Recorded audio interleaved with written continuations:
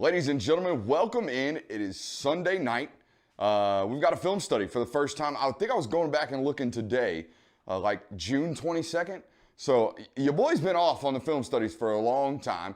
I'm expecting a little bit of rustiness from myself and maybe Dicko back there as a producer, but we're coming back hot and heavy with a guy that you guys know that I love. There's going to be more man love on tonight's film session than when Jeremiah 2 saw Rudes for the first time at our meetup. So I'm just going to go ahead and let you know there's going to be an extreme fascination with me about Jalen Carter, our subject, if you will, tonight on the film study. Rocking the Atlanta Braves hat in commemoration of Ronald Acuna's what would have been great season. It was still a good season, right? RIP to that ACL. He'll be back eventually, but figured we'd rock the Atlanta hat, and just because I didn't feel like doing my hair today. But nonetheless, we got Jalen Carter tonight. Just some brief observations for you guys before we get into it. If you've watched our film study, our very first episode of Jalen Carter, because this is round 2, right? We spent about 40 minutes with the Patreon only guys just talking about the game against Kentucky, because that was his first game that he really got a bunch of run in, right? Julian Rochester goes down midway through the first. Jordan Davis goes down with the elbow injury midway through the second. And then, boom, all of a sudden the freshman has got to play a bunch in that football game. You saw a lot of Nazir Stackhouse in that football game. A lot of Warren Brinson. Guys that didn't really, they were getting playing time, but they weren't getting a bunch of run like this until that game. And if you watched that, you knew that I told you there was some, there's some wind issues right here. There's some conditioning issues.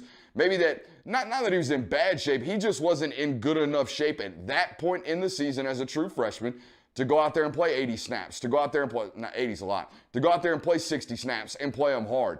As the season progressed, and as we're going to show you tonight, he got that, right? I thought the best game he played all year was against Cincinnati in the Peach Bowl, the last game of the year. He was playing like his hair was on fire, so I'm extremely excited to show you that one.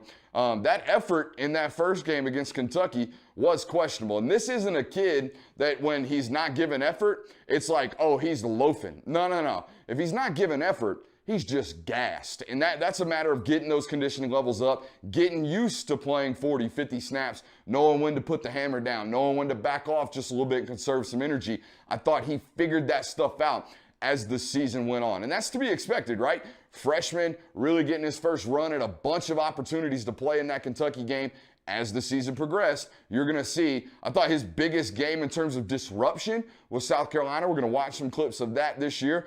To me, honestly, Jalen Carter is the epitome of if you're bringing raw stats, raw box score stats to the discussion about this young man, if anyone you're listening to, reading, discussing with on Twitter, whatever it is, if anyone's bringing you raw box chart data about this dude, just don't listen to him for the rest of eternity, because that's not what this guy is. This guy is the definition of a film don't lie kind of guy, because he does play a position at Georgia in that interior defensive line spot where he might not rack up 6 or 7 tackles for loss in a game, but 6 or 7 times a game, he's going to completely wreck a football play, right? He's going to completely blow a play up, or as I got in the notes all over these things, F the play up. This guy screws things up for offenses on a consistent basis. And again, I told you, his most disruptive football game of this year, in my opinion, was the South Carolina football game. And Mike Bobo up there at South Carolina from the jump,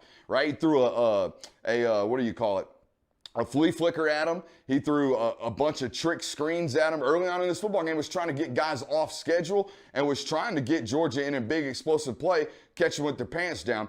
A lot of that would have happened had it not been for Jalen Carter and some of these plays I'm going to show you right off the bat. We're going to watch South Carolina. We're going to go back and watch some clips against Auburn, because he dominated. First home game in a college football environment, he was lights out in that football game. And, of course, we're going to close tonight with Cincinnati. So I'm excited as all can be to get back on this board. Haven't used this beautiful piece of technology in quite a while, and I'm excited to bring it to you on a Sunday night hanging out with the boys. All right, here we go. We got South Carolina to start, as I told you, and here we go.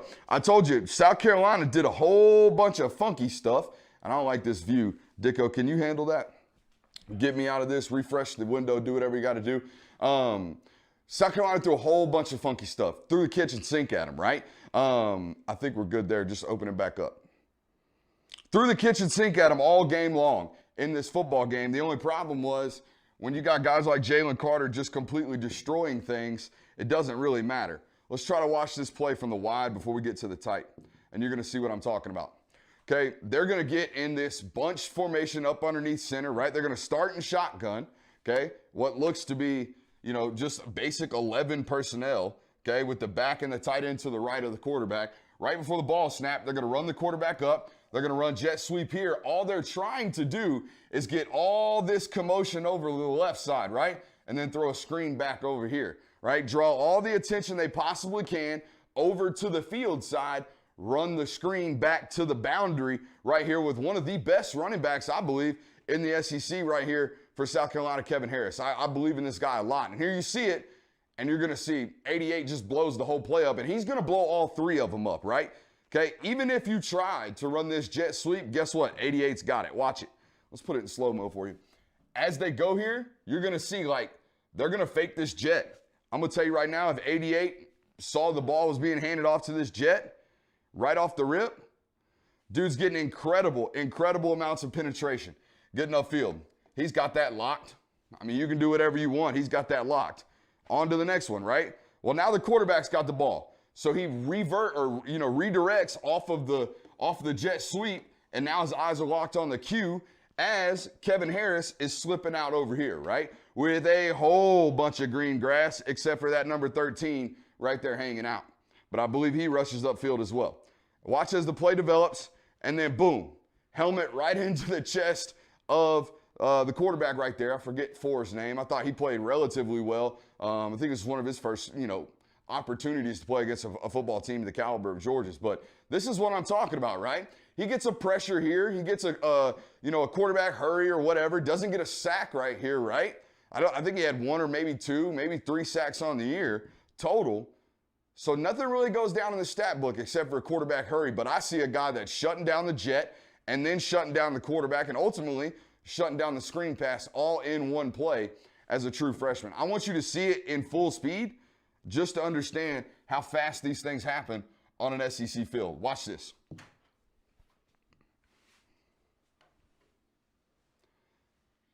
I mean, it's insane, man, what this guy can do. This play right here always makes me laugh. Always makes me laugh. It's my favorite play of Jalen Carter all year because this is, again, his second game of college football. Second game of college football. And Tennessee or Auburn's trying to run a little slip screen right here to that big joker that plays tight end for him. That's 6'3", 315 pounds. They're trying to run a little slip screen for him right here. And there is a peel back blocker trying to come back and just unload on Jalen Carter. Okay, behind the line of scrimmage, in between the tackles, these types of things are still legal. This is not an illegal block. There you see it. And 88's just like, nah, fam.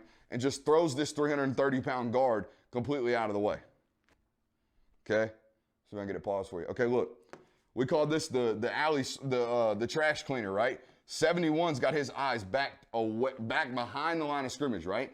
The ball is gonna end up right here to the big fella, right here just beyond the line of scrimmage.